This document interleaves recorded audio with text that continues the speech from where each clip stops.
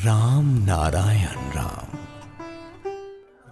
সুতরাং সংসারের এই যে কাজকর্মগুলো চলছে, দেখো দেখি যে যা কিছু করছে মন কেমন সুন্দরভাবে তা পালন করে যাচ্ছে। তার উপর হলো কি, তুমি নাক ডেকে ঘুমাচ্ছ। মন বলছে তুমি ঘুমাচ্ছ, ক্ষতি নেই, তুমি তো ঘুমাচ্ছ, নাক ডাকছ, আমি কেন ঘুমাবো? আমার ঘুমানোর ঠেকাটা কি? মন বলছে তুই বেটা ঘুমা, আমি কি ঘুমানোর জন্য এসেছি নাকি?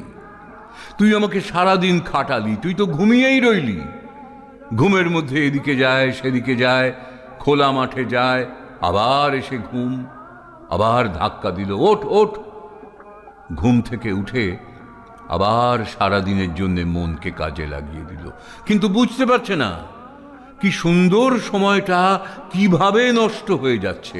দেখো এভাবে এভাবে কি হচ্ছে, সময় তো চলে যাচ্ছে।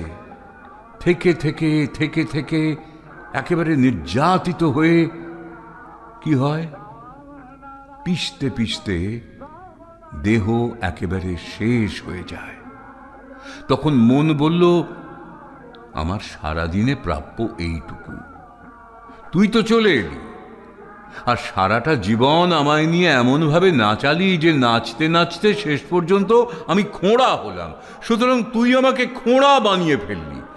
তারপর খোঁড়া বানিয়ে কি করলি? তুই আমাকে রাস্তায় ফেলে দিলি।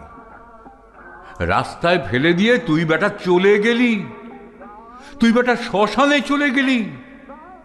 আমি কোথায় যাব? আমি যাব কোথায়? ল্যাংড়াতে ল্যাংড়াতে আমার রাস্তাটা পরিষ্কার করে রেখে গেলি না। ওই বেটা তখন কি করে, আবার এখান থেকে যে জিনিসগুলো সঞ্চয় হলো ওই মনের মধ্যে, সেরকম রূপ ধারণ করে। যে মাত্রায় মৃত্যু হলো ওর সেই রূপটাই হলো। যার মধ্যে যে ছাঁচে ফেলবে মন সেই ছাঁচ ধরে।